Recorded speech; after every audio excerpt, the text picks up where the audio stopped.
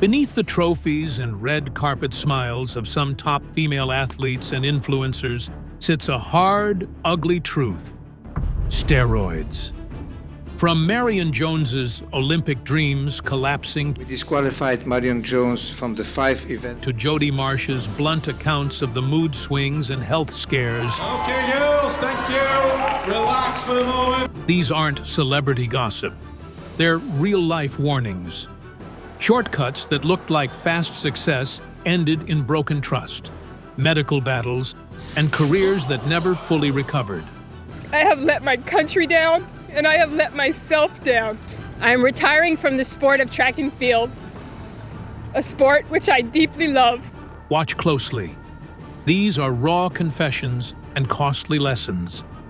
Here are 15 female influencers who regret taking steroids. Number 15. Marion Jones. Marion Jones was once the golden girl of track and field, lightning fast and adored by crowds. At the 2020 Sydney Olympics, she dazzled fans and won 5 medals. For a while, it seemed nothing could touch her. But the story that followed was messy and painful. That I stand before you and tell you that I have betrayed your trust. Accusations about drugs followed Jones as early as high school in the 1990s. She missed a random drug test and was hit with a 4-year ban. Jones, still a minor, said she never received the letter about the test. Lawyer Johnny Cochran helped overturn the ban. Over time, people noted she trained with coaches and athletes linked to doping rumors. In 2003, federal agents asked Jones whether she had taken banned performance enhancers. Trust me, if I had had a positive test, you guys would have known. She said no. Then, on December 3, 2004, Victor Conti, founder of Balco, said he had given Jones 4 illegal drugs before, during, and after the Sydney Games. The cloud grew darker. On June 23, 2006, an A urine sample reportedly tested positive for EPO and steroids. Jones withdrew from a meet in Switzerland, saying personal reasons, and again denied doping. Everything came to a head on October 5, 2007. Jones admitted in court that she had lied under oath about steroid use before the 2000 Olympics. She pleaded guilty and was later sentenced. Marion Jones has gone to prison. She reported today to a federal prison in Fort Worth, Texas, to begin serving her 6-month sentence. To 6 months in prison. Observers said she cried when the sentence was handed down. Outside, she said she felt extremely disappointed. From hero to headline, Marion's fall was a harsh lesson about fame, truth, and the cost of choices. But she isn't the only woman whose rise and regret reshaped a sport. Next, we meet someone who helped build that world and later urged caution. Number 14. Petra Schneider. In the late 1970s and early 1980s, Petra Schneider, she smashed records, won the Olympic gold in the 400 meters individual medley at Moscow, 1980, and earned praise around the world. But decades after those victories, a darker reality came out. Petra's era was also the era of systematic doping in East Germany. In this state-run program, athletes were given drugs, often without a full understanding of what they were taking. Later on, Petra admitted she had been doped as part of that program. That admission took courage. It also forced the world to re-examine the results and records from those years. In 2005, Petra did something rare and striking. She called for one of her last remaining national records to be removed from the books. Why? Because it was set with the aid of steroids. That move spoke volumes. It wasn't an attempt to erase her own name, it was an act of honesty. She knew the record didn't stand on the same ground as clean achievements, and she wanted the record books to reflect the truth. Number 13. Katarina Bobrova. Katarina Bobrova rose through the ranks of ice dance like a storybook athlete. Junior world champion, European champion, world bronze medalist, and an Olympic gold medal on the team podium in 2014. She and her partner were among Russia's best, graceful, precise, and steady winners on ice. Then, in 2016, a drug test upended everything. Bobrova tested positive for meldonium, the same substance that later tangled with other athletes that year. The result forced the pair out of the World Championships and into a public mess of questions. What followed was uncomfortable and confusing. Bobrova said traces of meldonium were found in her blood, and their coach suggested she might have taken it without knowing. The skater chose not to have her B sample tested, a decision that left people guessing. Meldonium's sudden ban and the cluster of positive tests among skaters, runners, and other athletes turned 2016 into a chaotic year for anti-doping officials. For competitors like Bobrova, the timing was cruel. Medications that had been legal for years became prohibited practically overnight, and athletes found themselves caught between medical advice and new rules.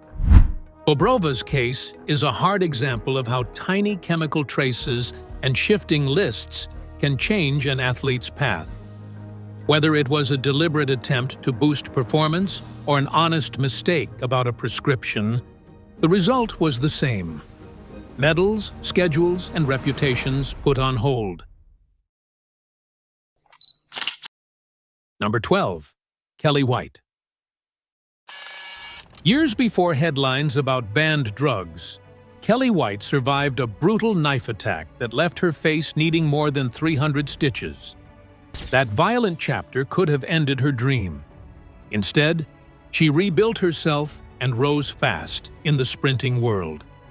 By the early 2000s, she was winning medals and topping world lists. Then, everything came apart. In 2004, Kelly admitted she'd used banned substances: the designer steroid THG, the blood booster EPO, and the stimulant modafinil. Rather than fight, she accepted a 2-year suspension. USA Today announced that all her results from December 15, 2000 onward would be wiped clean. That erased her 2003 World Championships golds in the 100 and 200, her 2001 bronze, national titles, and the top times that once defined her career. The wipeout hit her wallet as hard as her reputation. Prize money, world championship earnings, and endorsements vanished. A single meet paid $5,000. A season like hers could have been worth $250,000 to $500,000 in sponsorships. Endorsement contracts with shoe companies are void after a positive test or an admission, and with that went much of her income. The ban began May 17, 2006, leaving her to face the emotional and financial wreckage of choices made when everything seemed within reach. Kelly said the break gave her time to rethink her life and choices. She admitted she had let down her family, friends, and the sport, words that still echo in headlines today. Her story is a warning. Talent and grit can lift you fast, but one set of choices can also bring everything crashing down. Number 11. Maria Sharapova. Maria Sharapova was one of those rare stars you couldn't ignore. She hit huge serves, she won 5 Grand Slams, and for years, she was the highest-paid woman in tennis. Then, in March 2016, everything changed. At a surprise press conference, she admitted a drug test had found meldonium, a heart medicine that was just added to WADA's banned list, and that she'd been taking it for years on her doctor's advice. That short statement sent shockwaves through tennis. The fallout was brutal. The International Tennis Federation handed her a 2-year ban. Brands and fans reacted fast. Some sponsors hit pause. Others publicly scolded her, and headlines turned from Queen of the Court to failed drug test. Sharapova insisted she hadn't meant to break rules. She said she didn't know meldonium was newly banned, and she apologized to fans. The case went to appeal, and the Court of Arbitration for Sport later reduced the ban to 15 months, partly because the panel concluded she'd shown no significant fault. But the damage was done. Her image had a crack, and returning to the top proved harder than anyone expected. She came back to the tour in 2017, fought hard, and kept being a headline maker. But injuries and form issues followed. By 2020, she decided to retire, closing a chapter that mixed brilliance with controversy.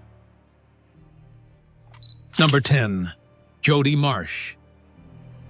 Jodie Marsh started out as a glamour model and reality TV regular, the kind of celebrity who courts attention and then doubles down on it.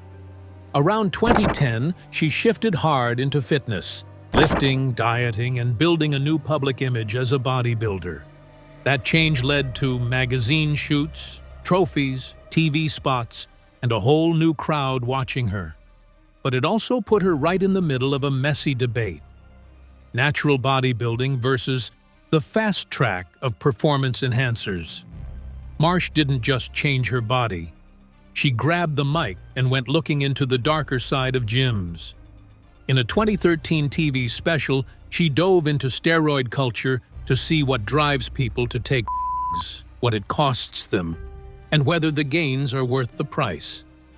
The show was raw. Dealers, users, health scares, and it forced a public rethink about shortcuts in the fitness world. For Jodie, the experience left a mark. She's been open about how the pressure to look perfect can push people into risky choices, and how those choices often come with mood swings, health worries, and emotional fallout. Her message now is mixed. She's proud of the strength she built, but she also warns others not to take the easy road. Whether she tried certain substances herself or simply explored them as a reporter, her journey shows one clear thing: chasing a quick transformation can cost more than it gives. That honesty has made her a strange kind of role model. Loud, brash, but also someone who says, "Think twice before you juice." It's a gritty, human lesson from someone who's lived both sides of the spotlight. Number 9. Rachel Mccllish. Rachel Mccllish stormed into the bodybuilding world like a revelation. In an era when women lifting heavy was still surprising, she showed up looking strong, poised, and undeniably feminine. Rachel didn't just build muscle. She broke a cultural rule, proving that women could be powerful and still embrace their grace. That made her a star. She won the first ever Miss Olympia in 1980 and reclaimed the title in 1982. Her image was everywhere: magazine covers, competitions, and films like Pumping Iron 2. People looked to her as proof that female bodybuilding could be glamorous and mainstream. That badge of trailblazer gave a lot of women permission to step into gyms and lift without apology. But the golden era had shadows. The competitive push that built those early physiques often included performance boosters. Rachel later admitted the sport had been enhanced by drugs. A blunt truth that many in the community already suspected. For her, that reality sparked a change. She shifted from celebrating the podium to warning about the cost. By the 2000s, Mccllish had become an outspoken critic of illegal drug use in bodybuilding. In a 2001 interview with Muscle and Fitness, she said she was 1,000% against illegal drugs and added that women's bodybuilding had missed the whole point. She felt the movement lost its chance to grow naturally, and she urged athletes to focus on training, nutrition, and sensible choices instead. Rachel's journey is complicated. A trailblazer, a celebrity, and later a voice for caution. Number 8. Kay Baxter. Kay Baxter was the kind of bodybuilder who made people stop and stare. If you wanted to see what extreme, old-school female muscle looked like, you looked at her. Imagine a compact frame, around 5 feet 6 inches, carrying roughly 180 pounds of solid muscle. That's not just big for a woman. It's huge, even in bodybuilding circles. She pushed the idea that a female athlete could be brutishly strong and still command the stage. For fans who liked the hardcore look, she was everything. She didn't only compete. Kay made wrestling videos and short action films that catered to a niche but fiercely loyal audience. Those clips showed the kind of raw power she built: thick lats, massive delts, broad shoulders, and a waist that read like serious strength. Her body wasn't about fragile beauty. It was about force. For a new generation of women who wanted to lift heavy and grow, Kay felt like proof that the rules could be rewritten. But the secret behind that monstrous growth had a darker side. Kay later admitted she used steroids. Those drugs sped up gains and helped create the look she became famous for. They also brought pressure, the need to keep feeding the muscle, the fear of shrinking without chemical support, and a constant fight with the body's limits. Over time, health problems crept in. The very thing that made her a legend also strained her body in ways that weren't easy to fix. She died at just 48. Steroids weren't pinned as the sole cause, but they were part of the heavy load her body carried. Kay's life is two things at once: an inspiration for bold women who want muscle, and a warning about the cost of chasing the extreme. Her legacy is complicated, huge, powerful, and painfully human. Number 7. Dawn Marie. Dawn Marie rocked the ring. Fans loved her fire, her sass, and the way she could flip a match from zero to wow in seconds. On TV, she looked unstoppable, confident, ripped, and ready to throw down. But behind the lights and announcer chants, she faced the same ugly pressure lots of wrestlers do: stay shredded, stay strong, stay marketable. That pressure pushed her toward a choice she later deeply regretted. Years after she was in the spotlight, Dawn admitted she had used steroids while wrestling. For a long time, she denied it. Then, in interviews, she told the truth. Her confession felt like a plot twist, but not the fun kind. It was the kind that comes with a long sigh and a list of hard lessons. She didn't sugarcoat the fallout. Dawn talked about how the drugs changed her body and her head. Quick gains came fast, but the cost came faster than she expected. Mood swings, health scares, and a deep, nagging worry about what she'd done. The steroids gave a short burst of power, but left behind long-term regrets.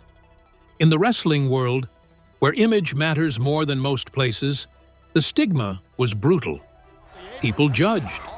Some doors closed. Careers stalled. Still, Dawn's story isn't all doom.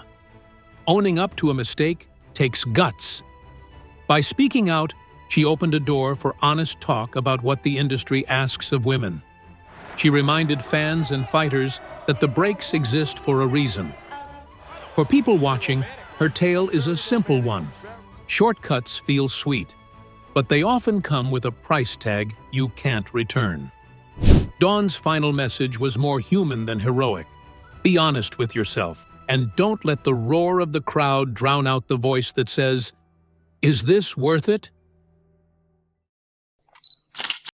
Number 6. Clara Hughes. Clara Hughes is a rare, remarkable athlete. She's the only person to win multiple Olympic medals at both the Summer and Winter Games. That fact alone makes her stand out in sports history. People see her on the podium and think of grit, training, and steady focus. But like many top athletes, Clara carries a private story that is messy and real. In her memoir, she revealed something she could have kept hidden forever. She failed a drug test back in 1994 and served a 3-month ban. That confession could have stayed a buried fact, but she chose to tell it. She said, in plain words, that she felt she couldn't not reveal it. She knew people would judge her. That honesty cost her immediate goodwill among some fans, but it also bought her a kind of freedom. Why tell the world? For Clara, it seemed like the right, clean thing to do. She wanted the truth out of the closet. She also wanted to own her past, not hide from it. That takes a rare kind of bravery. Admitting a mistake doesn't erase it. But it does change the story from one of cover-up to one of accountability. Clara's life after that admission has been about more than medals. She's been open about the mental and emotional battles athletes face. Her confession started conversations about pressure, mistakes, and the human cost of elite sport. Fans who once cheered only for the wins began to appreciate the person behind them.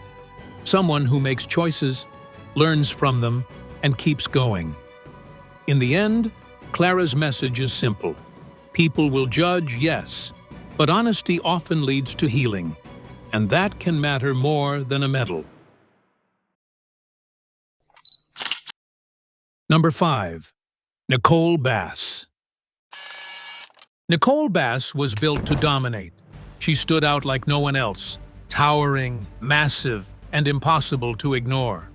In bodybuilding and in the squared circle of WWE, she created a persona that smashed expectations about what women could look like and do in pro wrestling. When she walked into a room, she owned it. With that size came a spotlight, but also heavy demand.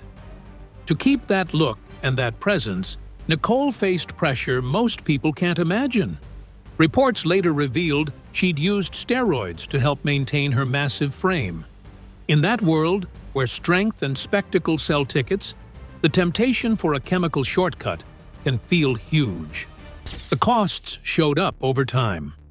Nicole struggled with health issues, and sadly, in 2017, she died from a massive stroke at 52. Many people pointed fingers at long-term steroid use combined with the physical beatings, wrestling, hands out. It's hard to draw a straight line and say steroids caused everything. Still, the toll of years spent pushing limits is obvious and tragic. Nicole also fought battles outside the ring. She filed a high-profile lawsuit against WWE, showing she wasn't just a muscle machine, she was a woman who pushed back when she felt wronged. That side of her story is often overshadowed by discussions about steroids, but it mattered. She was tough in the ring and tough in real life. Her story pulls at two threads at once. On one hand, she broke rules and expectations and showed that a woman could be larger than life.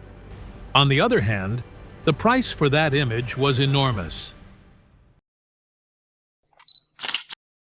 Number 4.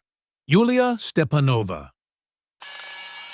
Yulia Stepanova's story zigs and zags. She started as a middle-distance runner for Russia, part of a system that pushed athletes to the limit and then passed it. She admits she doped while competing, but unlike many who stayed quiet, Yulia and her husband chose a different, dangerous path. They blew the whistle. Their evidence sparked global investigations. The revelations shook sports institutions and forced the Olympics to reckon with how cheating could be so organized and so widespread. Regret sits at the center of Yulia's story. She has been open about the shame and the pressure. She talks about how it felt to perform while knowing the result was built on lies and injections. That kind of guilt doesn't just fade. It follows you in public scrutiny, in stripped medals, and in moments when athletes remember why they loved sport. But her regret came with courage. By speaking out, Yulia helped reveal a broken system. She paid dearly, banned from competing, stripped of results, and branded a traitor by many in her country. Yet her testimony forced a change in anti-doping rules and how agencies investigate state-level cheating. Her story is messy and hard. It mixes confession with conscience, betrayal with bravery. It asks a blunt question. What do athletes owe to truth when their whole world depends on winning? Yulia chose truth, even while knowing it would ruin the rest of her career. That choice cost her everything, and it changed sports forever. Number 3. Hikaru Drexler. Hikaru Drexler grew up competing for East Germany and later for a united Germany. She jumped farther than almost anyone, setting a legal personal best of 7.48 meters in 1998 and holding world-class marks that put her among the greatest long jumpers ever. That sparkling record book sits beside a darker story. East Germany ran a state-sponsored program that gave many athletes performance drugs. For years, Drexler publicly denied taking drugs despite widespread evidence of the system. In 1993, she challenged Brigitte Barendonck in court, accusing her of lying, and she lost. During the case, annual dosage schedules and charts showing how performance rose with doses were released. Those documents made it very hard to keep denying what happened. Even so, Hikaru continued to win titles after the DDR era, when testing for the merged German team became regular. That raised a hard question. Could post-1989 successes erase the shadow of the past? In 2001, she said she had been told to take drugs as part of East Germany's sports program, and that doctors had recorded it. "Now we know they gave us drugs," she said after the records came out. The doctors wrote it up. As she said, "Now we can see how bad it was, but we have to learn from it." Drexler's story mixes incredible talent, heavy state pressure, denials, courtroom battles, and later admissions. Her name still sits in record books, but it also points to a lesson. Systems that swap athletes' health for medals cause lasting harm to bodies, to trust, and to sporting reputations for generations. Number 2. Katarina Witt. Katarina twirled onto the world stage in the 1980s, a face for East German figure skating. Her programs looked effortless, confident spins, bright costumes, and a fierce will to win. To fans, she was magic on ice. Behind that magic, though, sat the shadow of a state-run sports machine that pushed athletes hard and used performance drugs in many programs. Katarina has never publicly admitted doping. Still, the whole East German system was widely known to supply athletes with substances. That reality creates an honest question that hangs over old medals. How much of the shine came from pure talent? And how much from chemical help handed down by coaches and doctors? It is a hard question because the system treated athletes like living experiments, people who were given pills or injections and watched for results. In later years, Witt spoke out about doping in skating and the damage it does to the sport's reputation. After the Kamila Valieva controversy at the 2022 Olympics, she expressed heartbreak and anger at how cheating stories hurt clean skaters and the audience who loves the sport. Her reaction shows how personal and painful this can be for athletes who care deeply about fairness. Katarina's legacy sits in a tricky place. Boxes of gold medals and a cloud of suspicion. That mix does not erase the skill on display, but it does make fans and historians ask tougher questions. Can anyone fully enjoy medals when history later reveals a system that traded athlete health and truth for medals? She urges accountability and stronger protections so future skaters won't be forced into impossible choices again. Number 1.